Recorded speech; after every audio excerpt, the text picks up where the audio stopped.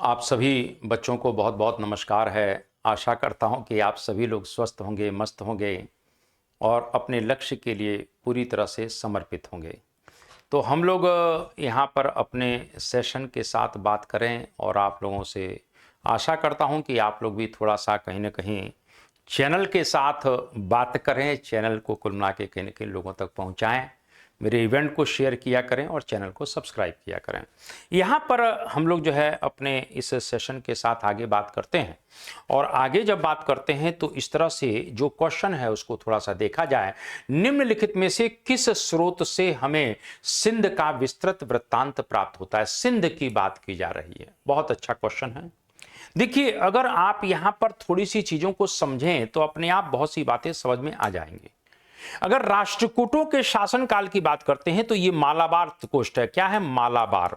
और यहां पर बहुत पहले से ही ये जो अरब व्यापारी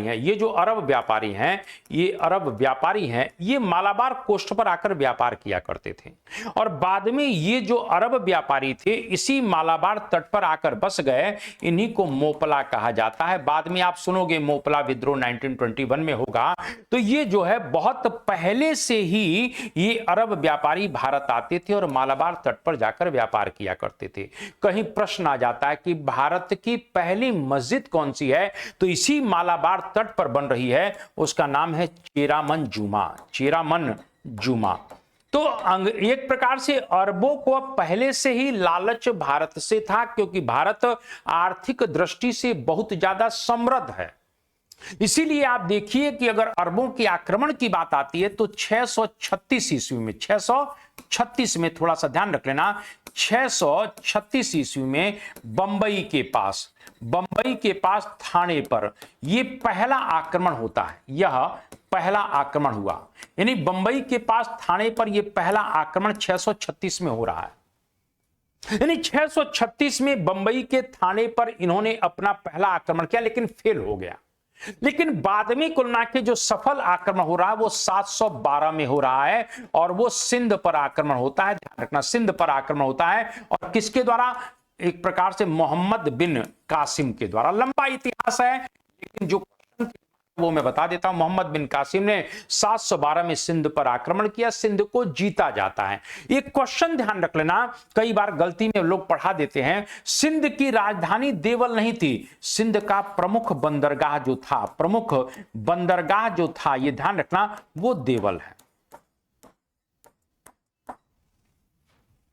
सिंध का प्रमुख बंदरगाह देवल है, सिंध की राजधानी देवल नहीं है। ये थोड़ा सा ध्यान रख लेना। सिंध की राजधानी क्या है? तो आरोर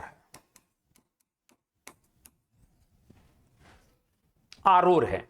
सिंध की राजधानी आरोर है और सिंध का प्रमुख बंदरगाह देवल है।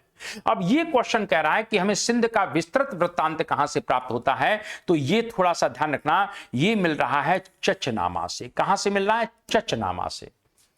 चचनामा मूल रूप से किताब जो लिखी गई है ये अरबी में लिखी जा रही है। किस में लिखी जा रही है? अरबी में।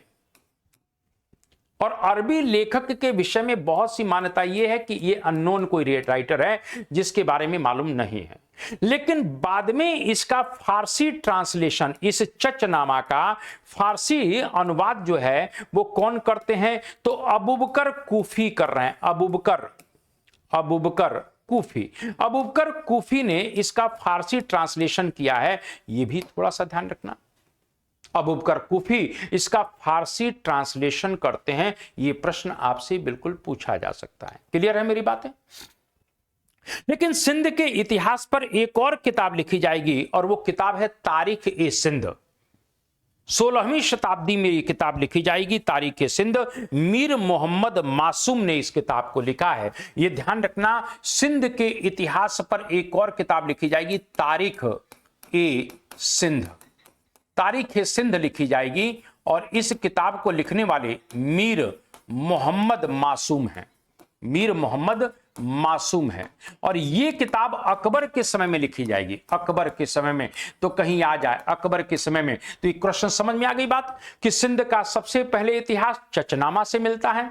चचनामा अरबी में है, जिसके राइटर के विषय में अननोनता कही जाती है, लेकिन फारसी ट्रांसलेशन अबू बकर कूफी ने किया था। लेकिन सिंध का एक इतिहास तारीख सिंध से भी मिल रहा है, जिसको मीर मोहम्मद मासूम लिखते हैं, और वो अकबर के समय में लिखते हैं। ये भी थोड़ा सा ध्यान रखना, ठीक है ना। तो ये चीजें आप लोगों को डी ऑप्शन मालूम होना चाहिए, बाकी चीजें आप लोग जानते ही हैं। आगे बढ़ जाते हैं। ये क्वेश्चन क्या कहता है, इसको भी थोड़ा सा देखा जाए कि शंशगानी चांदी का एक छोटा सिक्का था जो किसके बराबर था। बड़ा अच्छा क्वेश्चन है कि किसके बराबर है, ये भी प्रश्न आपसे पूछा जा सकता है। देखिए, अगर कहीं प्रश्न आ जाता है कि सल्तनत कालीन सिक्कों का अध्ययन करने वाले विद्वान कौन कौन से हैं, तो उसमें एक आता है एडवर्ड थॉमस और दूसरे का नाम है नेल्सन राइट। यानी कहने की सल्तनत कालीन सिक्कों का अध्ययन करने वाले दो जो इतिहासकार हैं, उसमें एक का नाम है एडवर्ड थॉमस है और दूसरे कौन है, नेल्सन राइट, ठीक है ना। नेल्सन राइट है, ये भी आपसे पूछा जा सकता है। इसी प्रकार से और आगे बढ़ जाते हैं, जो इंपॉर्टेंट है, मोहम्मद गौरी के सिक्कों को दहलीवाल सिक्के भी कहा जाता है। मोहम्मद गौरी के सिक्कों को, हालांकि महमूद गजनवी के सिक्कों को भी दहलीवाल कहा जा रहा है, जिस पर नंदी की आकृति मिलती है। लेकिन यहां पर अगर बात करते हैं तो मोहम्मद गौरी के सिक्कों को दहलीवाल कहा जाता है, और इसके सिक्कों पर, मोहम्मद गौरी के सिक्कों पर किसकी, तो लक्ष्मी की आकृति है, यानी देवी लक्ष्मी की आकृति हमको देखने को मिलती है कि नहीं है, बिल्कुल है। तो देखिए, एक एक चीज हम लोगों को जब मालूम होगा तो मालूम पड़ जाएगा कि सही दिशा में जा रहे हैं। अगर हम बात इल्तुतमिश की करते हैं तो इल्तुतमिश ने जरूर प्रभावित किया है। इल्तुतमिश ने शुद्ध अरबी सिक्का चांदी का टंका चलाया, चांदी का क्या चलाया, टंका, और तांबे का क्या चलाया, तो तांबे का जीतल चलाया है। यह भी आपसे पूछा जा सकता है। तो चांदी का टंका चलाता है और तांबे का जीतल। किसने अपने सिक्कों पर उमदत उल निस्वा लिखवाया था? यह क्वेश्चन कहीं ना कहीं पीसीएस पूछ चुका है कि उमदत उल निस्वा। तो रजिया ने अपने सिक्कों पर, ध्यान रखना, रजिया ने अपने सिक्कों पर ध्यान रख लेना, सिक्कों पर उमदत उल निस्वा लिखवाया है। यह भी आपसे पूछा जा सकता है कि किसने अपने सिक्कों पर उमदत उल निस्वा लिखवाया, तो यह भी आपको मालूम होना चाहिए। क्लियर है कि नहीं है? इसी प्रकार से अगर बात करते हैं तो अलाउद्दीन खिलजी इकन्नी और दुअन्नी सिक्के चलाता है। यानी अलाउद्दीन की बात कर लेते हैं, अलाउद्दीन के बारे में, तो इकन्नी और दुअन्नी, इकन्नी और दुअन्नी, जिसको इगन्नी या दुगन्नी कहा जाता है, लेकिन अपनी भाषा में हम लोग बोल रहे हैं, तो अलाउद्दीन इकन्नी और दुकन्नी चलाते हैं। इसी आपसे पूछा जा सकता है। इसी प्रकार से एडवर्ड थॉमस जो है, क्योंकि एमबीटी मुद्रा शास्त्री है, तो मोहम्मद बिन चूंकि पढ़ा लिखा व्यक्ति है भाई, मुद्रा शास्त्री है, तो एडवर्ड थॉमस ने से प्रिंस ऑफ मोनेरियस, MONEYERS, यानी एक प्रकार से एमबीटी की बात कर लेते हैं तो ये एक मुद्रा शास्त्री है। कौन से हैं? मुद्रा शास्त्री हैं। और इस तरीके से एडवर्ड थॉमस ने, क्वेश्चन सब आए हैं, एडवर्ड थॉमस ने इसको प्रिंस प्रिंस ऑफ मोनेरियस, MONERYES, मोनेरियस, यानी एक प्रकार से प्रिंस ऑफ मोनेरियस, यानी धनवानों का राजकुमार कहा है। धनवानों का राजकुमार कहा है। यह भी आपसे पूछा जा सकता है। तो एमबीटी के समय में भी तो सिक्के चल रहे हैं, तो एमबीटी ने सोने का दीनार चलाया है। सोने का दीनार इसी के समय में चलेगा। चांदी का कुल मिला के कहीं अदली सिक्का इसी के समय में चलेगा। यानी एमबीटी के समय में सोने का सिक्का क्या कहला रहा है? दीनार। इसी प्रकार से चांदी का अदली दोकानी सिक्का भी इसी समय में चलेगा। कौन सा? दोकानी सिक्का। तो अदली दोकानी इसी के समय में चलेंगे। यह भी आपसे पूछा जा सकता है। इसी प्रकार से फिरोज शाह तुगलक के शासनकाल में शंशगानी चांदी का एक छोटा सिक्का था, जो कितने जीतल के बराबर था? 6 जीतल के बराबर था। जीतल तांबे का सिक्का है, जीतल तांबे का सिक्का है। अद्धा और बिख, अद्धा और बिख, ये ध्यान रखना, अद्धा और बिख इस प्रकार से किसने चलाए थे? तो एफएसटी ने ही चलाए थे। अद्धा और बिख किसने चलाए थे? तो एफएसटी ने चलाए थे। लेकिन क्वेश्चन की डिमांड क्या कह रही है कि शंशगानी जो चांदी का सिक्का था वो कितने जीतल के बराबर है? 6 जीतल के बराबर है। क्लियर है बातें? तो इतनी बातें आप लोगों को शायद मालूम हो गई होंगी और आगे बढ़ जाते हैं। आगे क्या कहता है? गज ए सिकंदरी और गज ए इलाही का अनुपात कितना है? अब देखिए, गज ए सिकंदरी की बात अगर कर लेते हैं तो गज ए सिकंदरी कुलना की भी भूमि पैमाइश का पैमाना है और इसको किसने शुरू किया था? तो सिकंदर लोदी ने शुरू किया था। इसको किसने शुरू किया? सिकंदर लोदी ने शुरू किया। और गज ए इलाही तो ये अकबर शुरू करते हैं, ये भी पैमाइश करा रहे हैं। तो इन दोनों के बीच का अनुपात जो है वो 39-41, यानी गज ए सिकंदरी की तुलना में गज ए इलाही थोड़ा सा बड़ा है। तो यहां पर यह प्रश्न भी आपसे पूछा जा सकता है। और आगे बढ़ जाते हैं। यह क्वेश्चन क्या कहता है यह भी पूछ लेते हैं। निम्न सुल्तानों में से किसे खलीफा से सैयद उस सलातीन की पदवी प्राप्त हुई थी? खलीफा से सैयद उस सलातीन की पदवी किससे प्राप्त हो रही है? यह भी आपसे बिल्कुल पूछा जा सकता है। अच्छा क्वेश्चन है। जियाउद्दीन बर्नी उस व्यक्ति को दिल्ली का आदर्श सुल्तान कहता है। मैंने कई बार कहा है कि सल्तनत काल का धार्मिक दृष्टि से सबसे कट्टर सुल्तान, यानी धार्मिक दृष्टि से पहला कट्टर सुल्तान आरसी मजुमदार ने बड़ा सुंदर कोटेशन दिया है। और आरसी मजुमदार क्या कहते हैं? आरसी मजुमदार कहते हैं कि एफएसटी इस युग का सबसे धर्मांध व्यक्ति है। सबसे धर्मांध व्यक्ति है। ये कहता है कि इस युग का सबसे धर्मांध व्यक्ति है। और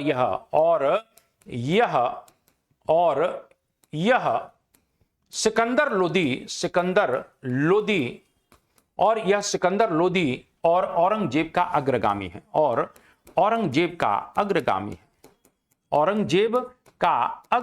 है। तो ये धार्मिक दृष्टि से बहुत कट्टर व्यक्ति था, ये तो आप लोग जानते ही हैं। मैंने कहा कि नगर कोट के प्रसिद्ध ज्वालामुखी मंदिर को ध्वस्त कर देता है, मंदिरों को ध्वस्त कर रहा है, ब्राह्मणों पर जजिया कर लगा रहा है। ब्राह्मणों पर जजिया कर लगेगा। किसको खुश करना है? उलेमाओं को। तुष्टीकरण की नीति, मैंने पिछले लेक्चर में बताया है कि फिरोज शाह तुगलक तुष्टीकरण की नीति पर चल रहा है। अपीजमेंट की पॉलिसी जो भारतीय राजनीति की नीति है। भैया 62,000 करोड़ का घोटाला हो, नहीं कोई दिक्कत नहीं, आप तो मेरी पार्टी में आ जाइए, सब कुछ ठीक हो जाएगा, क्योंकि हमने स्पेशल जो है वॉशिंग मशीन तैयार कर लिया है। आप आइए तो घोटाला रिश्वत सब चलेगा। तो मेरा कहने का मतलब है कि अपीजमेंट की पॉलिसी, तुष्टीकरण की नीति क्या है कि कहीं ना कहीं सभी लोगों की अनर्गल मांगों को मानते हुए उनको संतुष्ट करना। सैन्य व्यवस्था वंशानुगत कर दी गई, जागीरदारी व्यवस्था वंशानुगत कर दी गई, रिश्वतखोरी चरम सीमा पर आ गई।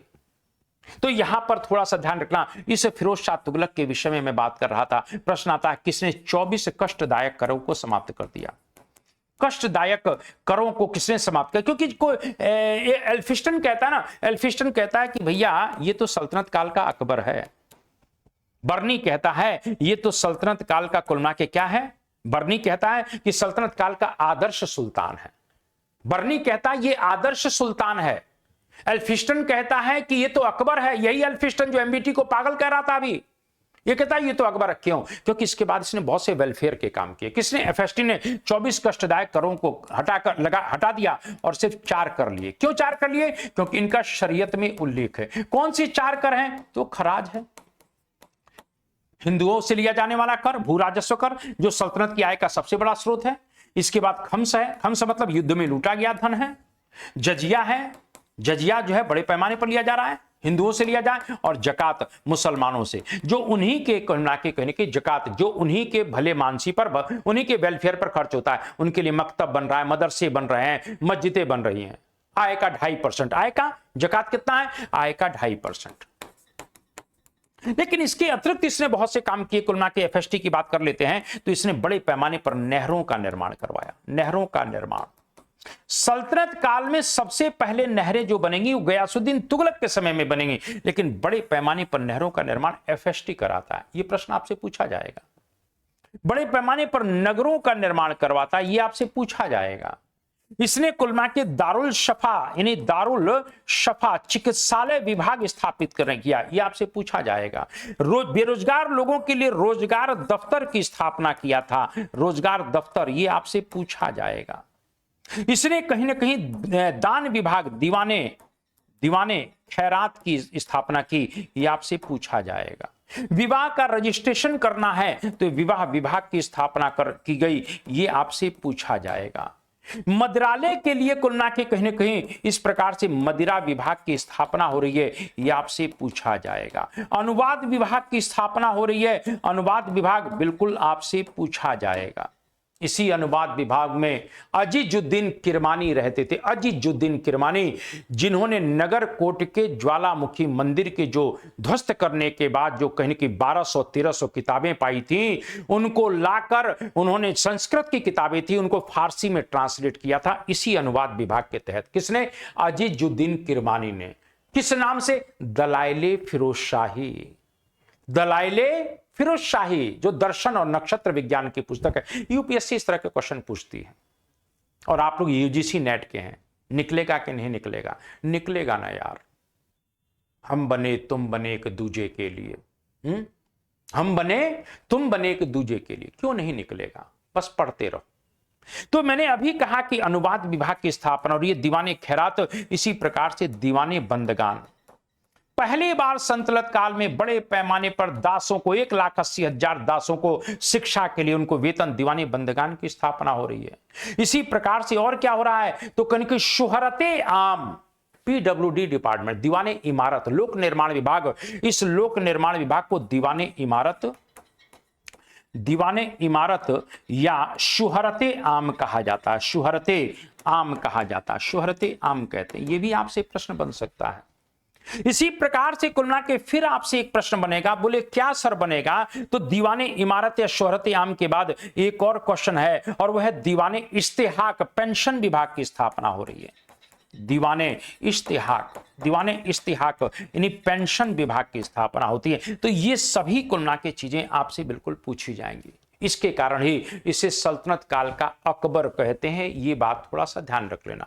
फिरोज शाह तुगलक का कुल मिला के 2 बार राज्याभिषेक हो रहा है। कहीं आ जाए कि कौन सा, एक कब होगा? सिंध में, जब एमबीटी की मृत्यु हो जाएगी तो सिंध में कुल मिला के नासिरुद्दीन चिरागे दिल्ली जो सूफी संत है, उनके निगरानी में पहला राज्याभिषेक, और दूसरा दिल्ली में होता है। तो 2 बार इसका राज्याभिषेक हुआ।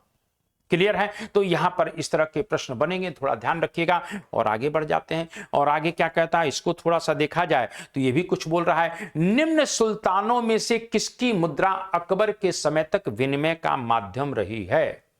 विनिमय का माध्यम बिल्कुल कुल मिला के चांदी का सिक्का बहलोल लोदी ने चलाया था, और इस सिक्के को बहलोली सिक्का कहा जाता है। क्या कहा जाता है? तो इस सिक्के को बहलोली सिक्का कहा है। बिल्कुल कहीं ना कहीं मैंने भी कहा, एमबीटी के समय में सोने के सिक्के को दीनार कहा जाता था। क्या कहते थे? दीनार। तो इस तरीके से सी ऑप्शन सही होगा। बहलोली सिक्का चल रहा है, उत्तर भारत में विनिमय का, बहुत इंपॉर्टेंट है। आगे बढ़ जाते हैं। ये क्वेश्चन क्या कहता है इसको थोड़ा सा देखा जाए। निम्नलिखित दिल्ली के सुल्तानों में से किसकी माता हिंदू थी? यानी पूछ रहा है माता किसकी हिंदू थी? तो यहां पर नासिरुद्दीन खुसरो, ध्यान रख लेना, मुबारक शाह खिलजी के साथ 24 घंटे रहता था, जस्ट लाइक ए बेगम, पत्नी। कौन? खुसरो। सुंदर था, लड़का सुंदर था, कुल मिला के कहीं की लड़की की तरह रहता होगा, जो भी है। और नासिरुद्दीन खुसरो का दिल आ गया तो उसके साथ रहता था। इसकी मां हिंदू होगी। सल्तनत काल में पहली बार एक कन्वर्टर यानी भारतीय मुसलमान मुबारक शाह खिलजी की हत्या करके दिल्ली की गद्दी पर बैठा। दिल्ली की गद्दी पर बैठा है नासिरुद्दीन खुसरो शाह, सल्तनत काल का एकमात्र सुल्तान जो कन्वर्टर है, हिंदू था, भारतीय मुसलमान मतलब कन्वर्टर, दिल्ली की गद्दी पर बैठ गया। निजामुद्दीन औलिया का आशीर्वाद है। उपाधि क्या थी? पैगंबर के सेनापति। मैं पैगंबर का सेनापति हूं, लेकिन फिर भी सर निजामुद्दीन औलिया का आशीर्वाद जरूर मिला, लेकिन विदेशी मुसलमान डाइजेस्ट नहीं कर पाया। मैं बार बार कहता रहता हूं कि भारत, पाकिस्तान, बांग्लादेश के मुसलमानों, क्यों तुम लोग है कूद कूद कर कुलना के गड़बड़ फैला रहे हो? तुम भले स्वीकार कर लो कि तुम मुसलमान हो, और हो भी, इसमें कोई शक की बात नहीं है, लेकिन विदेशी मुसलमान तुम्हें आज भी हिंदू मानता है। क्यों उपद्रव करने पर लगे हुए हो? उपद्रव मत करो, क्योंकि तुम्हारी औकात उसको मालूम है कि तुम हो कौन, और फिर भी तुम सबसे ज्यादा हल्ला भारत, पाकिस्तान, बांग्लादेश में कर रहे हो।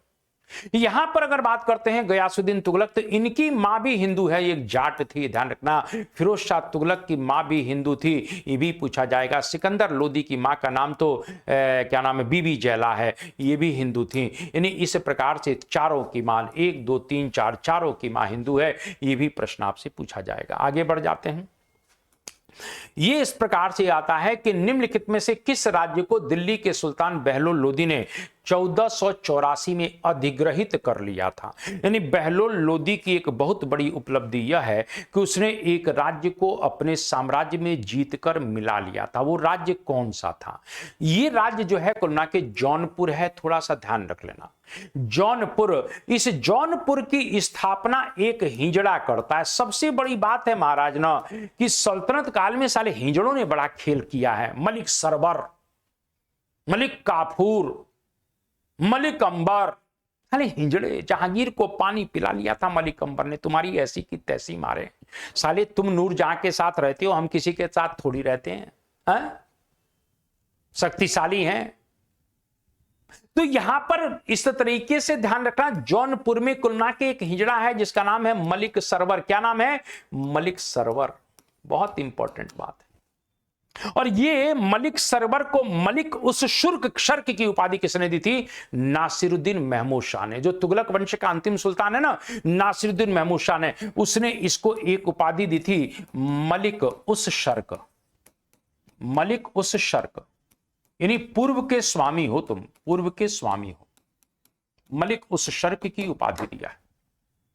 और यहां ध्यान रखना, इस मलिक सरवर की बात करते हैं तो इसी ने स्वतंत्र जौनपुर में अपने एक वंश की स्थापना की जिसको शर्की वंश कहते हैं। शर्की वंश कहते हैं। इसी शर्की वंश में एक ताकतवर सम्राट होगा, इब्राहिम शाह शर्की। सबसे ताकतवर सम्राट इब्राहिम शाह शर्की होगा। और इसी इब्राहिम शाह शर्की के समय में अटाला देवी मंदिर को तोड़कर अटाला मस्जिद का निर्माण किया गया। किस मस्जिद का? तो अटाला मस्जिद का निर्माण हो रहा है। यह भी आपसे प्रश्न पूछा जाएगा। लेकिन कहीं ना कहीं जब जौनपुर को जीता जाता है तो उस समय हुसैन शाह शर्की था। कौन था? हुसैन शाह शर्की। कहीं पूछ लेगा तो ध्यान रखिएगा, उस समय हुसैन शाह शर्की है। शर्की, ठीक है ना। तो यहां पर जौनपुर ध्यान रखिएगा, ये क्वेश्चन आपसे बिल्कुल पूछा जा सकता है। और आगे बढ़ जाते हैं, जो इंपॉर्टेंट बातें हैं मैं चर्चा करता रह रहा हूं। यहां पर क्वेश्चन क्या कहता है, इसको थोड़ा सा देखते हैं कि सुल्तान महमूद गजनवी की भारत विजय का मुख्य उद्देश्य क्या है। बड़ा सुंदर सा प्रश्न है, बड़ा विवादित प्रश्न है, लेकिन फिर भी कुल मिला के कहीं ना कहीं इस प्रश्न के ऊपर हम लोग जरूर चर्चा करें। थोड़ा सा कहीं ना कहीं आप लोग महाराज थोड़ा सा सेशन के साथ प्यार मोहब्बत नहीं करते हैं, लाइक शेयरवा नहीं करते हैं। प्यार मोहब्बत लाइक शेयर होता रहता है तो हमारा भी मन जो है गार्डन गार्डन हो जाता है। महमूद गजनवी की भारत का मुख्य उद्देश्य, अगर आधुनिक इतिहासकारों के अकॉर्डिंग बात करते हैं तो धन संग्रह। धन संग्रह। यहां पर आते हैं महमूद गजनवी की बात अगर कर लेते हैं, महमूद गजनवी की बात अगर कर लिया जाए तो महमूद गजनवी 1000 से लेकर 1027 के बीच में भारत पर 17 आक्रमण करते हैं। ऐसा मैं नहीं कह रहा हूं, ऐसा हेनरी इलियट कहते हैं। और महमूद गजनवी के आक्रमण के उद्देश्य की बात करते हैं तो दो बातें देखने को मिलती हैं। इनका एक दरबारी इतिहासकार है। कौन है? ये दरबारी इतिहासकार है और उस दरबारी इतिहास का नाम है अल उत्बी। क्या नाम है? अल उत्बी। और अल उत्बी अपनी किताब लिखता है तारीखे यामनी। क्या लिखता है? तारीखे यामनी। और तारीखे यामनी में कहता है मेरा सुल्तान जो भारत जा रहा है वो जिहाद करने के लिए जा रहा है, इसीलिए उसने गाजी की उपाधि धारण किया है। यानी महमूद गजनवी के दरबार में जो दरबारी इतिहासकार अल उत्बी रहते हैं वो कहते हैं अपनी तारीख ए यामनी में कि मेरा सुल्तान सुल्तान कहीं ना कहीं जिहाद करने के लिए जा रहा है, धर्म युद्ध करने जा रहा है, इसीलिए वो गाजी की उपाधि धारण करता है। लेकिन जो बाद में कुल मिला के आधुनिक इतिहासकार भारत में पैदा हुए, यानी देश की आजादी के बाद जो सरकार के इशारे पर लिख रहे थे, वो कहते नहीं नहीं, वो धन प्राप्ति के उद्देश्य से भारत में आया था। किस प्राप्ति से? तो धन की प्राप्ति के उद्देश्य से आया था। अब आपसे अगर ये प्रश्न आ जाए कि सर दोनों हो और ए प्लस बी हो, तो हम ए प्लस बी पर लगा दें, बिल्कुल लगा दीजिएगा, क्योंकि उत्बी भी तो कह रहा है। लेकिन अगर एक आता है तो भाई आधुनिक इतिहासकार की बात माननी पड़ेगी, क्योंकि सरकार ने इनको ऑथेंटिक किया था कि भैया थोड़ा सा बढ़िया वाला इतिहास लिखना, जिससे किसी को दुख नहीं हो, दर्द नहीं हो। इतिहास भले साला निरपेक्ष ना लिखा जाए, लेकिन दर्द किसी को नहीं होना चाहिए। तो हम भी वही पढ़ते हैं, जो तुमको हो पसंद वही बात कहेंगे, और तुम दिन को अगर रात कहो तो रात कहेंगे। ठीक है साहब, तो यहां पर धन संग्रह, ये ध्यान रखना, धन संग्रह है, ये क्वेश्चन आपसे पूछा जाता है। अलाउद्दीन इसे महमूद गजनवी की उपाधि की बात करते हैं, तो मुस्लिम इतिहास का पहला व्यक्ति जो सुल्तान की उपाधि धारण कर रहा है, मुस्लिम इतिहास का पहला व्यक्ति। सुल्तान का मतलब है प्रशासक हूं मैं, प्रतिनिधि हूं, किसका? खलीफा का। तो मुस्लिम इतिहास का पहला व्यक्ति जो कुल मिला के सुल्तान की उपाधि धारण करता है, ये यामिनु दौला, यामिनी दौला, यानी इस खलीफा के साम्राज्य का मैं राइट हैंड हूं, मैं दाहिना हाथ भी हूं। इसीलिए मैंने कहा ये अपने को बुत शिकन भी कहता है। बुत शिकन का मतलब क्या है? बुत शिकन का मतलब क्या है? मैं मूर्ति भंजन करने वाला हूं। बुत शिकन, ये बुत शिकन की उपाधि भी धारण करता है, ये गाजी की उपाधि भी धारण करता है। तो इस तरह के शब्द आपसे कहीं पूछे जा सकते हैं। और भारत में महमूद का सबसे सफल आक्रमण जो है वो 1025 में सोमनाथ टेम्पल के खिलाफ है। आप जानते हैं सोमनाथ टेम्पल पर आक्रमण किया और इस तरह से वहां का शासक जो भीमदेव प्रथम था भाग जाता है, सोमनाथ को लूट कर उसकी अपार संपत्ति लेकर गजनी चला जाता है। खैर यहां पर थोड़ा सा ध्यान रखना, धन संग्रह है, प्रश्न पूछा जाएगा। आगे बढ़ जाते हैं। यह क्वेश्चन क्या कहता है? भारत अरब नहीं है, इसे दारुल इस्लाम में परिवर्तित करना व्यवहारिक रूप से संभव नहीं है। यह कथन किससे संबंध है?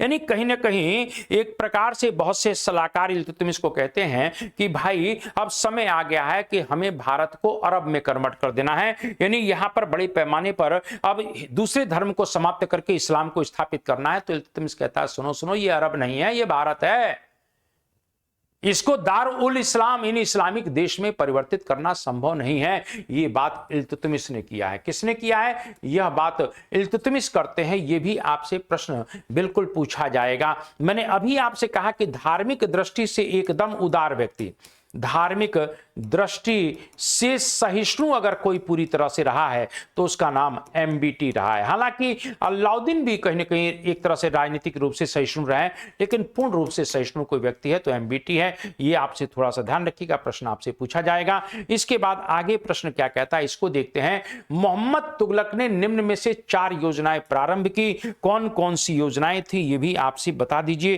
कि ये योजनाएं कौन कौन सी है। जल्दी से प्रश्न का जवाब देते जाइए।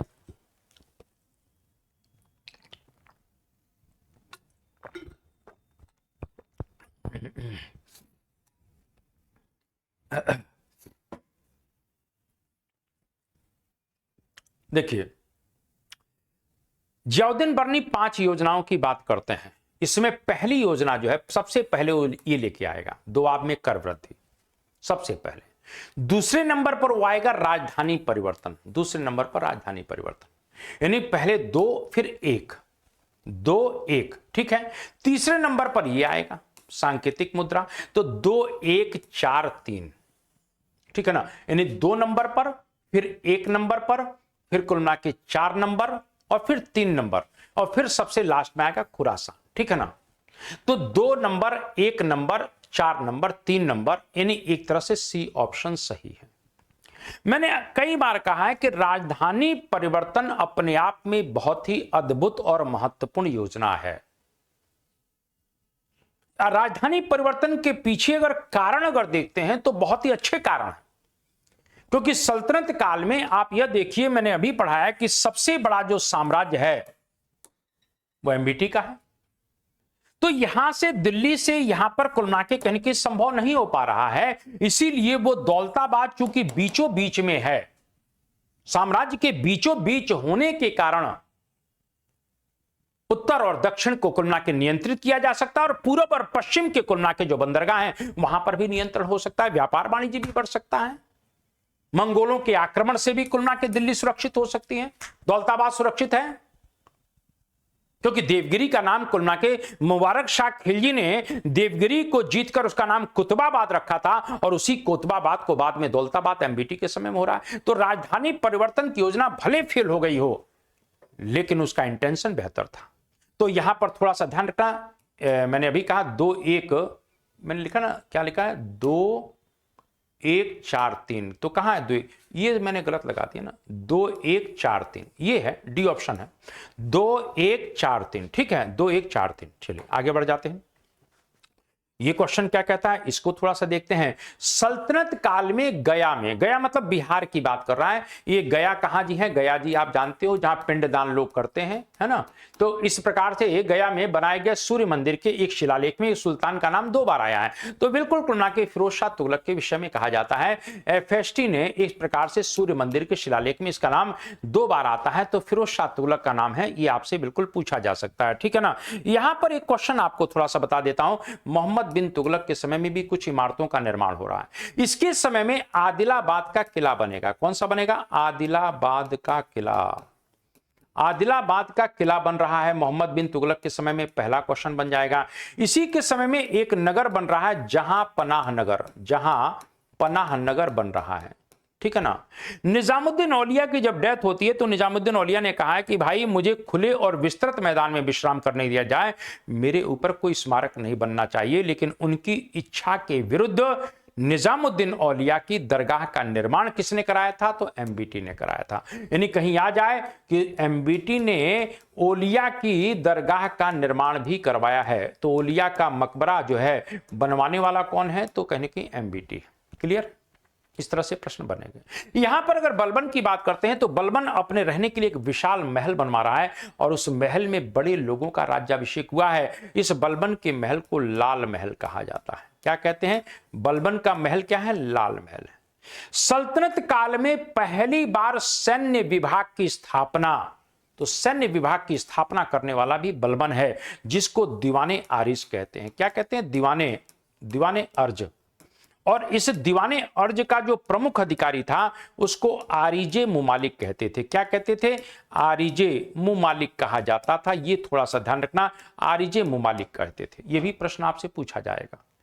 बलबन ने विद्रोहों को दबाने के लिए एक पॉलिसी लेकर आता है जिसको रक्त और लौह की नीति कहा जाता है। क्या कहते हैं? तो रक्त और लौह की नीति। ये भी प्रश्न आपसे पूछा जाएगा कि रक्त और लौह की नीति, ये सब प्रश्न आपसे पूछे जाएंगे। तो मेरा कहने का मतलब है कि आप इस तरह से कलमा के कहने के क्वेश्चनों को थोड़ा सा समझेंगे ना तो अपने आप चीजों को समझ जाएंगे। लेकिन इस क्वेश्चन के हिसाब से ये ऑप्शन सही है। और आगे बढ़ जाते हैं। ये आगे क्या कहता है इसको थोड़ा सा देखा जाए तो ये भी कुछ कह रहा है, निम्नलिखित में से किस सुल्तान के सिक्कों पर उम्दत उल निस्वा, अभी अपन ने पढ़ लिया कि रजिया के सिक्कों पर, रजिया के सिक्कों पर सल्तनत काल की एकमात्र सुल्तान, एकमात्र महिला सुल्तान। एक क्वेश्चन आता है कि रजिया जब गद्दी पर बैठेगी तो यहां पर प्रश्न बनता है कि रजिया को जब एक प्रकार से प्रश्न आता है कि रजिया ने जब विद्रोह को दबाने के लिए गई तो वो कहां के किले में बंद कर दी गई? तो रजिया को अल्तुनिया द्वारा, जब कुल मिला के विद्रोह होगा तो अल्तुनिया द्वारा भटिंडा के किले में बंद किया गया। भटिंडा के किले में प्रश्न आता है, भटिंडा के किले में बंद किया जाता है। बाद में ये कुल मिला के अल्तुनिया से शादी करके दिल्ली के में पुनः चढ़ाई करती है लेकिन सफल नहीं हो पाती है। कैथल में मार दिया जाता है दोनों को। लेकिन प्रश्न आता है कि अल्तुनिया ने इसे कहां पर बंद किया था? तो भटिंडा के किले में। एक क्वेश्चन आता है कि रजिया के पतन का सबसे बड़ा कारण, रजिया के पतन का सबसे बड़ा कारण क्या है? तो इसमें बहुत से इतिहासकार कहते हैं उसका महिला होना। बहुत से इतिहासकार क्या कहते हैं, उसका महिला होना उसके पतन का कारण है। इसमें एक बहुत बड़े इतिहासकार हुए ए.एल. श्रीवास्तव। ए.एल. श्रीवास्तव कहते हैं इसका महिला होना उसके पतन का बहुत बड़ा कारण है। लेकिन इस बात को ध्यान रखना, रजिया के पतन का सबसे बड़ा जो कारण है, जो 1236 से 1266 के बीच में जो तुर्क सरदार यानी कि इल्तुतमिश ने जो तुर्कान ए चहलगानी या 40 गुलामों के दल का जो गठन किया था, उन लोगों ने पूरी तरह से पावर अपने हाथ में रख रखा था और सुल्तान नाम मात्र के लिए गद्दी पर बैठते थे। रजिया को यह बात मंजूर नहीं थी, जिसके कारण से उसका 40 गुलामों के दल से संघर्ष हुआ और इस संघर्ष में अंततः रजिया का पतन हो गया। इसीलिए रजिया के पतन का सबसे बड़ा कारण है तुर्क सरदारों से संघर्ष। तुर्क सरदारों से संघर्ष, तुर्कान ए चहलगानी। इल्तुतमिश ने तो बेचारे ने इसलिए तुर्कान ए चहलगानी बनाया था कि मेरे पुत्र और पुत्रियों को गद्दी पर बैठने में ये मेरे जो गुलाम लोग हैं मदद करेंगे। लेकिन उसको क्या मालूम था कि इसी में बलबन जैसा एक खूंखार भी कुलनाके मेरा गुलाम है, जो बाद में मेरे वंशजों का विनाश करने में ही सबसे बड़ा रोल अदा करेगा और बाद में कुलनाके स्वयं गद्दी पर बैठ जाएगा। प्रश्न बनेगा 1236 से 1266 के बीच में जब सुल्तान और तुर्क सरदारों के बीच में संघर्ष होता है तो उसमें अंतिम सफलता किसे मिलती है? तो उसे अंतिम सफलता तुर्क सरदारों को मिल जाती है और 1265 में बलबन स्वयं दिल्ली की गद्दी पर बैठ जाता है।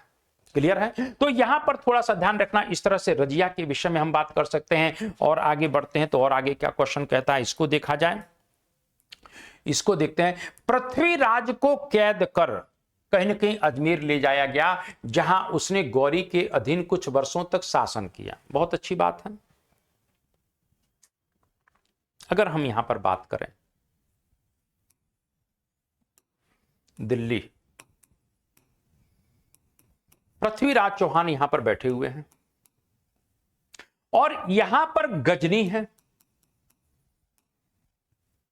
और गजनी से यह व्यक्ति कुलना के लाहौर आ चुका है। कौन? मोहम्मद गौरी।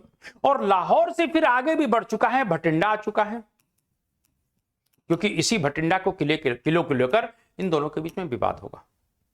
तबर हिंद, भटिंडा तबर हिंद।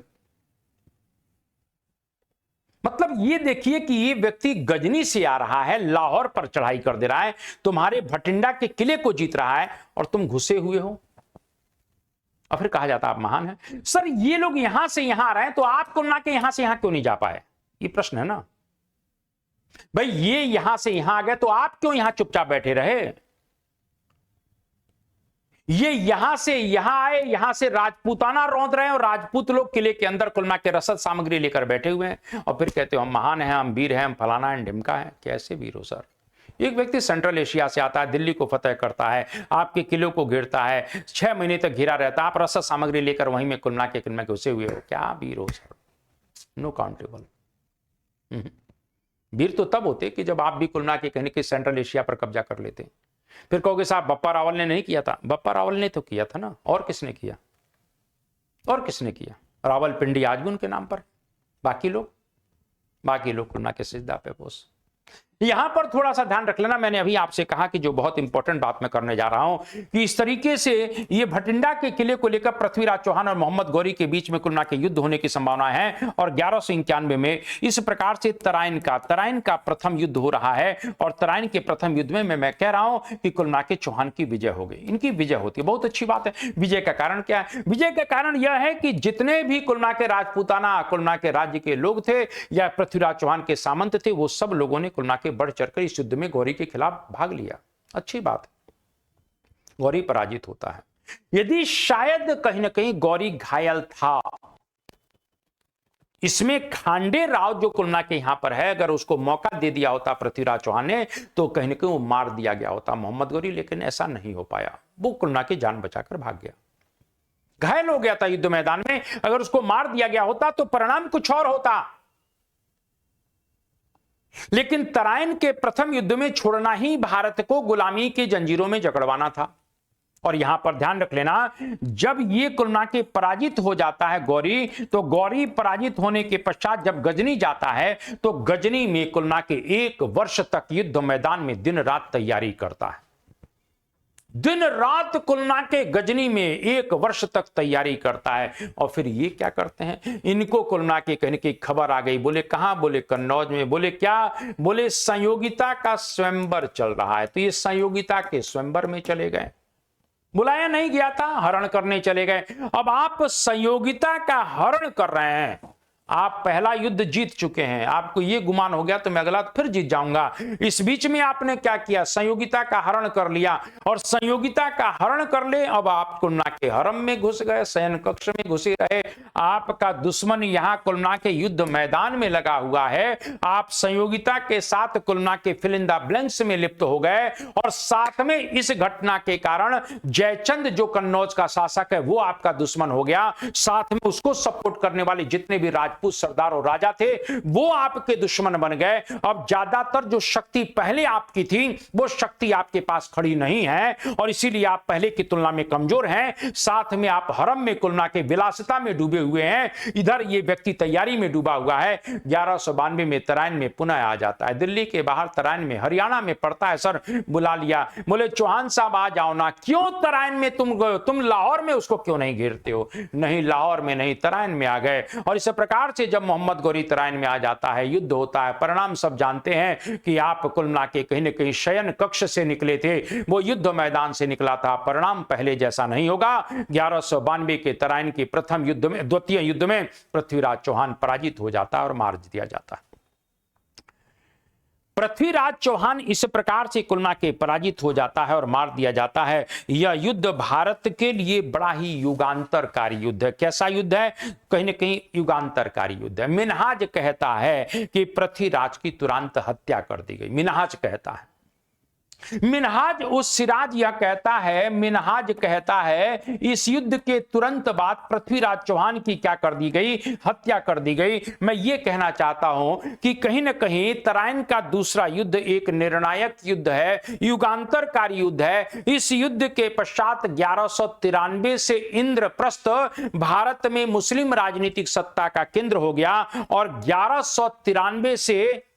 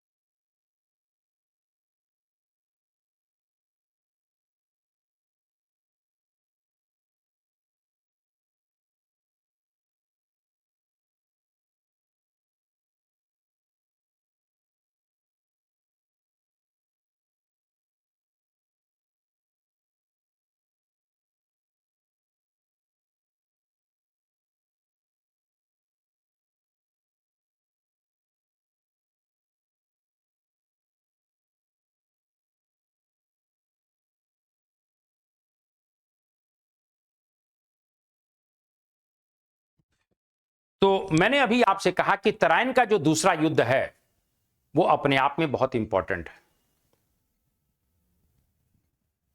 और तराइन के दूसरे युद्ध को कुलनाके एक युगांतरकारी युद्ध कह सकते हैं क्योंकि इसके पश्चात 1193 से इंद्रप्रस्थ भारत में मुस्लिम राजनीतिक सत्ता का केंद्र हो गया। भारत में मुस्लिम राजनीतिक सत्ता का केंद्र हो जाता है और कहते हैं कि इस युद्ध के पश्चात भारत में प्राचीन भारत का अवसान हो गया, समाप्ति हो गई और मध्यकालीन भारत की शुरुआत हो गई। यहीं से मध्यकाल शुरू हो जाता है और कहीं ना कहीं भारत इस युद्ध को चूकने के पश्चात 1192 से लेकर कुलनाके 1757 तक का इतिहास पूरा देख लीजिए। 700 वर्षों तक कुलनाके गुलाम बना रहा। किस व्यक्ति के कारण? इस व्यक्ति के कारण। और आप इसको महान कहते हो। खैर, पृथ्वीराज को कैद कर अजमेर ले जाया गया जहां उसने गौरी के अधीनस्थ कुछ वर्षों तक शासन किया। यह कथन किसने कहा है? यह कथन हसन निजामी कहता है। ये कौन कह रहा है? हसन निजामी कहता है। लेकिन कुल मिला के मिनहाज क्या कहते हैं कि इसको गिरफ्तार किया गया और तत्काल मार दिया गया। तो इस प्रकार से यहां पर हसन निजामी की बात कर रहे हैं, ये थोड़ा सा ध्यान रखिएगा, ये भी प्रश्न आपसे बिल्कुल पूछा जा सकता है। और आगे बढ़ जाते हैं, ये क्वेश्चन क्या कहता है, इसको थोड़ा सा देखा जाए। तुर्कों के शासन काल में भारत की राजकीय भाषा क्या थी? ध्यान रखिएगा, यहां पर महमूद गजनवी की अगर बात कर लेते हैं, महमूद गजनवी, तो यहां पर महमूद गजनवी की अगर बात करते हैं तो महमूद गजनवी के समय बहुत इंपॉर्टेंट बात मैं करने जा रहा हूं। एक व्यक्ति है फिरदौसी, फिरदौसी, और फिरदौसी ने एक किताब लिखा है शाहनामा। शाहनामा, फिरदौसी ने कौन सी किताब लिखा है? शाहनामा लिखा है। शाहनामा से पहली बार फारसी की शुरुआत हो रही है। कभी भी आता है कि फारसी की शुरुआत सबसे पहले कहां से हो रही है, तो शाहनामा से हो रहा है। ये बात थोड़ा सा ध्यान रखिएगा। तो मैंने अभी कहा है कि इस प्रकार से मतलब तुर्कों के शासनकाल में, कह रहा है कि तुर्कों के शासनकाल में तो इस प्रकार से फारसी हो गई है। मुगलों के शासनकाल में भी फारसी हो गई है।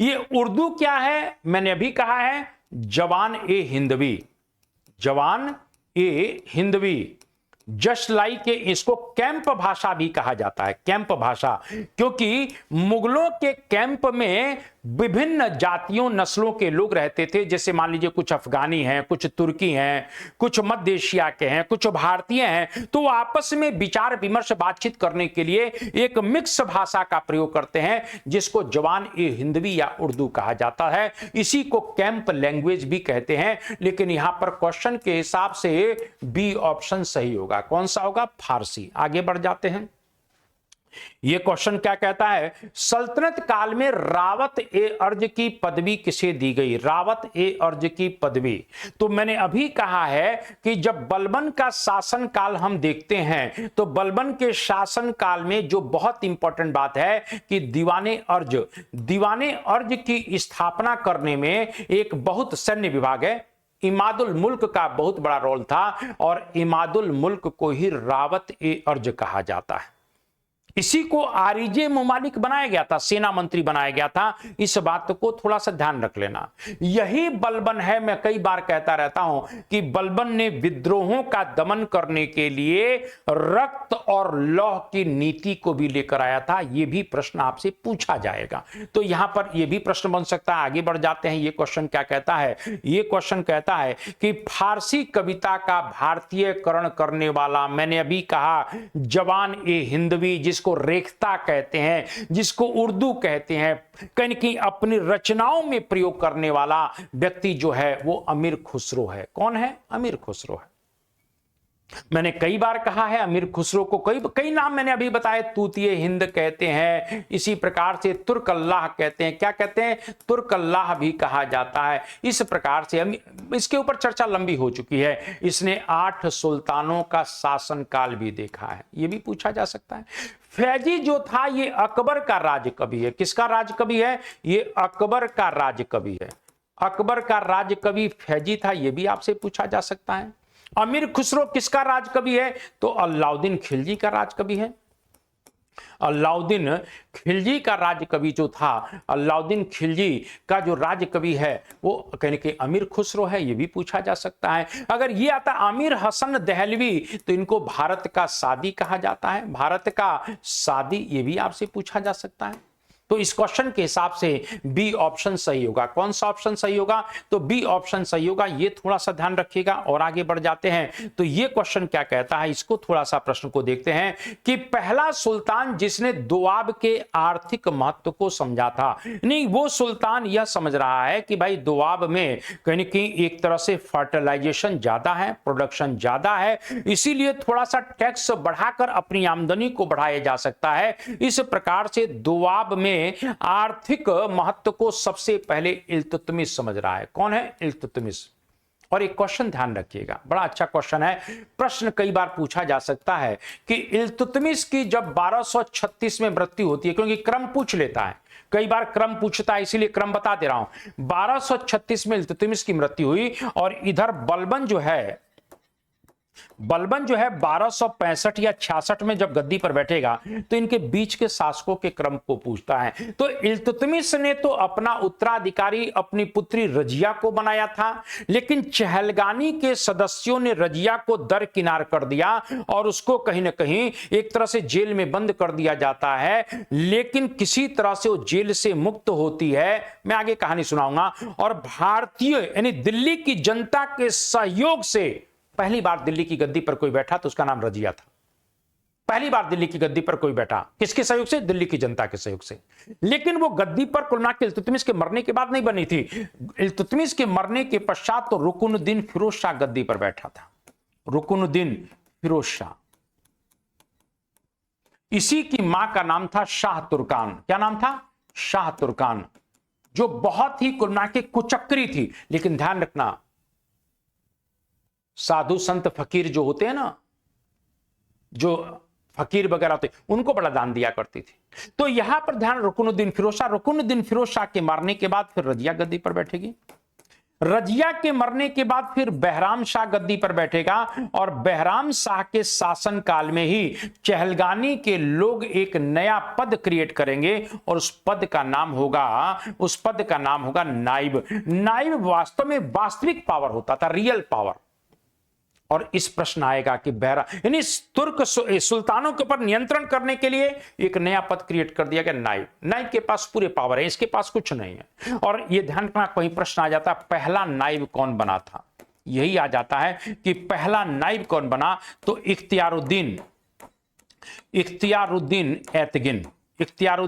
ऐतगिन ये पहला नाइब बनेगा। ये भी थोड़ा सा ध्यान रखना, ये प्रश्न आपसे पूछा जा सकता है। बहराम शाह के बाद फिर कौन गद्दी पर बैठता है? तो अलाउद्दीन मसूद शाह गद्दी पर बैठा है। अलाउद्दीन मसूद शाह, तो अलाउद्दीन मसूद शाह गद्दी पर बैठेगा। और अलाउद्दीन मसूद शाह के बाद जो है अंतिम बैठेगा वो है नासिरुद्दीन महमूद शाह। नासिरुद्दीन महमूद शाह गद्दी पर बैठेगा। और इसी के समय में मैंने क्या कहा था कि इसी के समय बलबन जो है, इसी के समय में जो बलबन है ये नाइब के पद पर है, नाइब के पद पर है। नासिरुद्दीन महमूद शाह को दिल्ली का आदर्श सुल्तान कहा गया है मिनहाज के द्वारा। और कहते हैं ये टोपियां सिलकर अपने जीवन को चलाया करता था, बड़ी सादगी से रहा करता था, जमीन पर बैठा करता था। नासिरुद्दीन महमूद शाह के विषय में कहा जाता है कि चहलगानी के सदस्य जब कहते थे उठ जाओ तो उठता था, जब कहते थे बैठ जाओ तो बैठते थे, जब कहते थे कि जल पी लो तो पीता था, जब कहते थे सोता जाओ तो सोता था। इन्हें पूरी तरह से उसने आत्मसमर्पण चहलगानी के सदस्यों के सामने कर दिया। लेकिन बलबन को लगा कि इसको मारना जरूरी है। बलबन ने अपनी पुत्री का विवाह भी कहीं न कहीं इस नासिरुद्दीन महमूद शाह के साथ कर दिया और बाद में जहर देकर मारकर दिल्ली की गद्दी पर बैठ गया। क्लियर है? तो ये थोड़ा सा क्रम भी पूछा जाएगा, लेकिन मैंने अभी कहा यहां पर बी ऑप्शन बहुत इंपॉर्टेंट है। आगे बढ़ जाते हैं तो आगे क्या कहता है इसको देखा जाए। ये क्वेश्चन कहता है कि सल्तनत काल में शाही सचिवालय के प्रधान को क्या कहते थे? शाही सचिवालय, देखिए सल्तनत काल में आरिजे मुमालिक कौन हो गए? तो सैन्य मंत्री हो गए आरिजे मुमालिक। इसी प्रकार से अगर हम वजीर की बात कर लेते हैं, वजीर तो एक प्रकार से प्रधानमंत्री हो गए, जो वित्त विभाग को भी देखा करते थे। क्या देखते थे? वित्त विभाग को भी देखा करते थे। इसी प्रकार से काजी ए मुमालिक ये न्याय का काम भी देखा करते थे। ये क्या देखते थे? न्याय का काम भी देखा करते थे। इसी प्रकार से बरीद ए मुमालिक तो बरीद गुप्तचर का काम देखा करते थे, गुप्तचर का। शाही सचिवालय जो है ये दबीर ए मुमालिक के पास होता था, सी ऑप्शन है। और शाही सचिवालय का जो विभाग होता था वो दीवाने इंशा होता था, यानी दीवाने इंशा से ही शाही फरमान जारी किए जाते थे। शाही फरमान जो जारी किए जाते थे वो किससे जारी किए जाते थे? तो दीवाने इंशा से, जिसको दबीर ए मुमालिक भी कहा जाता है। ठीक है ना? ऐसे क्वेश्चन बनते हैं। सुल्तानों के दरबार के वैभव को कुल मिला के कहीं एक तरह से मेंटेन करने के लिए, दरबार की व्यवस्था को देखने के लिए कोई व्यक्ति मिलना चाहता है सुल्तान से, मिलवाने के लिए कौन अधिकारी होता था? तो उस व्यक्ति का नाम है अमीर ए हाजिब। अमीर ए हाजिब। इस अमीर ए हाजिब को बारबक कहा जाता है। क्या कहते हैं? बारबक। ये ध्यान रखना, अमीर ए हाजिब या बारबक इसको कहते हैं। ये कहीं ना कहीं पूरा का पूरा दरबार का प्रबंध करता है, दरबार का प्रबंध देखा करता था, ये भी पूछा जा सकता है। इसी प्रकार से एक और विभाग है दीवाने रसालत। क्या नाम है? दीवाने रसालत। ये थोड़ा ध्यान रखना, ये सल्तनत काल में विदेश विभाग देख रहा है। कौन सा विदेश विभाग देख रहा है। इसी प्रकार से एक और क्वेश्चन बन सकता है वकील ए दर। तो ये वकील ए दर क्या देखे करते थे? तो ये वकील ए दर की बात कर लेते हैं। तो वकील ए दर सुल्तान के महल की सुरक्षा और प्रबंध देखा करते थे। यानी जो काम मुगल काल में मीर ए सामा किया करते थे, वही काम सल्तनत काल में वकील ए दर करते हैं। सुल्तान के महल की आवश्यकताओं की पूर्ति करना और उनकी सुरक्षा करना, वकील ए दर। सर ए जानदार, ये क्वेश्चन आपसे पूछा जा सकता है। सर ए जहांदार, सर ए जहांदार कौन होते थे? सर ए जहांदार ये सुल्तान के अंगरक्षकों का प्रधान होता था। तो सुल्तान के अंगरक्षकों का जो प्रधान होता था उसको सर ए जहांदार कहते थे। ये भी आपसे पूछा जा सकता है। क्लियर है ना? तो ऐसे बहुत से जो पद थे वो आपसे पूछा जाएगा। अमीर ए अखुर अश्वशाला का प्रधान होता था। अमीर ए अखुर किसे कहते थे? तो अश्वशाला का। तो मेरा कहने का मतलब है शाही सचिवालय दबीर ए मुमालिक, यानी सी ऑप्शन सही होगा। कौन सा ऑप्शन होगा? सी ऑप्शन सही होगा। इस बात को ध्यान रखिएगा। और आगे बढ़ जाते हैं। ये क्वेश्चन क्या कहता है, इसको थोड़ा सा देखा जाए। किस सुल्तान की माता विद्वानों एवं पवित्र जनों को दान देती थी? तो मैंने अभी कहा इस तरह से रुकनुद्दीन फिरोज शाह की जो मां है, जिसका नाम शाह तुर्कान है, जिसका नाम क्या है? ये शाह तुर्कान है। मैंने अभी आपसे बताया है, इसके बारे में पूछा जा सकता है। ठीक है, और आगे बढ़ जाते हैं। इसके बाद आगे क्या कहता है, लोदियों का राजत्व सिद्धांत क्या था? तो ये ध्यान रख लेना, लोदियों के राजत्व सिद्धांत में सिर्फ हम बहलोल लोदी के संदर्भ में बात कर सकते हैं, और वो अफगान सरदारों की समानता पर आधारित है, जिसको अफगान कुलीनवाद भी कहा जाता है। अफगान कुलीनवाद भी कहा जाता है। इस बात थोड़ा सा ध्यान रखना, यानी अफगान सरदारों की समानता पर आधारित है, जिसको हम अफगान कुलीनवाद भी कह सकते हैं। बहलोल लोदी को मालूम था कि मैं अगर तुर्कों के राजत्व सिद्धांत को लेकर आऊंगा तो मेरे जो अफगान सरदार हैं, जो स्वतंत्रता प्रिय हैं, उस समानता के साथ कुल मिला के उनके साथ व्यवहार नहीं करूंगा तो विद्रोह कर देंगे। इसीलिए बहलोल लोदी जब अफगान सरदार आते थे, सिंहासन से उठ जाता था और उनके साथ कालीन बिछाकर जमीन पर बैठता था, उनके साथ बराबरी का कुल मिला के कहने की भागीदार बनता था। यहां तक कि जब कोई अफगान सरदार नाराज हो जाता था तो बहलोल लोदी क्या करता था, उसे मनाने उसके घर जाता था, अपना कहीं ना कहीं एक प्रकार से मुकुट उतार कर देता था, भैया तुम ही बन जाओ। इस प्रकार का कुल मिला के बिहेव था। यहां तक कि बहलोल लोदी अपने खाना स्वयं अपने रसोई में नहीं बनवाता था, यानी राजमहल में बहलोल लोदी का खाना नहीं बनता था। उसके अफगान सरदारों का दिन तय था कि इस दिन सुल्तान को खाना पहुंचाना है। इस तरीके से आप समझ सकते हैं। लेकिन मैंने क्या कहा, इस अफगान सरदारों की समानता के सिद्धांत को किसने स्वीकार नहीं किया? सिकंदर लोदी ने स्वीकार नहीं किया। और सिकंदर लोदी पुनः जो है एक संघर्ष के बाद तुर्कों के राजत्व सिद्धांत को लेकर आता है। तुर्कों का राजत्व सिद्धांत का मतलब क्या है कि कुल मिला के सिजदा और पैबोस, और समानता का सिद्धांत नहीं, डिस्टेंस का, दूरी बनाकर रखना। सुल्तान श्रेष्ठ है, आप सिजदा और पैबोस करिए। तो यहां थोड़ा ध्यान रखना, बहलोल लोदी के संदर्भ में बातें हैं। बहुत अच्छी बात क्वेश्चन है। इसके बाद और आगे बढ़ जाते हैं। तो ये क्वेश्चन क्या कहता है, किसे कुरान ख्वां कहा जाता है? किसे कहते हैं? कुरान ख्वां कहते हैं। ये कुतुबुद्दीन ऐबक है ना सर, ये बड़ा इंपॉर्टेंट व्यक्ति है। अपने पिता के साथ मेला घूमने गया था और मेले में ये खो जाता है। और जब ये बेचारा मेले में खो जाता है तो इस प्रकार से जो मैंने अभी कहा है, मेले में खो गया, बाद में काजी साहब के हाथ लगा, काजी साहब घर लाए, पालने पोसने लग गए। इसके बाद काजी साहब कुरान पढ़ते थे तो कुरान की आयतें इसको कंठस्थ हो गई थी। एक दिन काजी साहब बीमार पड़ गए, कुरान पढ़ने लगा, काजी साहब दंग, और काजी साहब ने इसको कहा तू तो कुरान ख्वां है, कुरान का ज्ञाता है। इसको कुल मिला के एक और शब्द है एब शैकल, ये थोड़ा सा ध्यान रखना, एब कैशल कैशल भी कहा जाता है। एब कैशल का मतलब है हाथ से लूला। इसकी एक उंगली टूटी हुई थी तो हाथ से लूला, यानी हाथ से लूला व्यक्ति था। एब कैशल किसे कहा जाता है? एबक को ही कहा जाता है। एबक को कुल मिला के कहीं की एब कैशल भी कहा जाता है। एबक को कुल मिला के और क्या कहते हैं? एबक को लाख बख्श भी कहा जाते हैं, क्योंकि इस प्रकार से लाखों का दान देने वाले, इसलिए लाख बख्श इसको कहा जाता है। इसको हातिम भी द्वितीय कहते हैं, इसको हातिम सेकंड भी कहा जाता है, दान देने वाला था। मैंने अभी कहा इसने सुल्तान की उपाधि धारण नहीं की थी, इसीलिए इसने मलिक या सिपह सलार की उपाधि धारण की थी। इसने लाहौर को राजधानी बनाया था। यह ध्यान रखना, क्यों बनाया था? दिल्ली को क्यों नहीं बनाया, लाहौर को क्यों नहीं बनाया? अरे भाई, स्थिति बड़ी विषम है। ये लाहौर राजधानी बन रही है, और अगर ये मान के चलना, अगर ये दिल्ली को बना लेता तो ये गजनी में जो लोग शासन कर रहे हैं, ताजुद्दीन एल्दौज वाला, ये सब लाहौर पर कब्जा कर लेते। इसीलिए ये बैकफुट पर काम नहीं कर रहा, फ्रंट फुट पर खेल रहा है।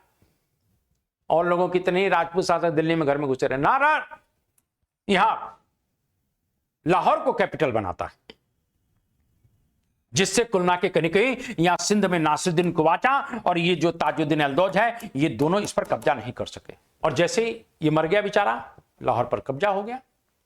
बाद में इल्तुतमिश सबको मार पीट के भगाएगा। तो मेरा कहने का मतलब है इस तरह से ऐबक है। मुइजुद्दीन मोहम्मद गौरी शंस बनी वंश, मुइजुद्दीन गौरी या मुइजुद्दीन मोहम्मद गौरी, ये आपसे पूछा जाएगा। इल्तुतमिश मकबरा निर्माण शैली का जन्मदाता, मकबरा निर्माण शैली का जन्मदाता इसको कहा जाता है। ये थोड़ा सा ध्यान रखना, मकबरा निर्माण शैली का जन्मदाता। इसको कुल मिला के गुलामों का गुलाम भी कहते हैं। किसको कहते हैं? गुलामों का गुलाम। किसको कहा जाता है? इल्तुतमिश को गुलामों का गुलाम, क्योंकि मोहम्मद गौरी का गुलाम ऐबक और ऐबक का गुलाम इल्तुतमिश, इसलिए इसको गुलामों का गुलाम भी कहते हैं। लेकिन इस क्वेश्चन की डिमांड जो कह रही है वो ए ऑप्शन है। तो इसी प्रकार से आप मेरी बातों से सहमत होंगे, और मैंने क्या क्या पढ़ाया वो भी आप लोगों को याद होगा। तो बस यूजीसी नेट की तैयारी करिए, चैनल को सब्सक्राइब करिए, लोगों में शेयर करिए, कुल मिला के मिशन को क्रैक करिए। सभी को नमस्कार।